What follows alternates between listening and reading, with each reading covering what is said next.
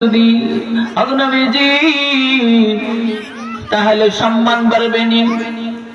আল্লাহ নবী বিশ্ব নবী রাহমাতুল লিল আলামিন ওই আফসি দেশের গোলাম কি বলে, আফসি দেশের গোলাম তুমি যদি ইসলাম গ্রহণ করো, আমি নবীজি বললাম তোমাকে জান্নাতের একটা জীবন আল্লাহ রাব্বুল আলামিন তোমাকে দান করবেন।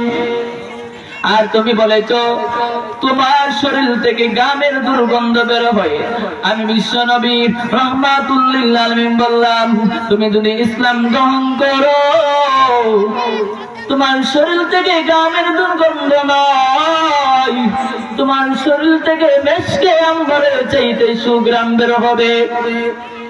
এবং তুমি বলেছো তোমাকে কেউ কাছে টানে না। আরে দেশের গোলাম তুমি যদি ইসলাম গ্রহণ করো, আমি বিশ্ব নবী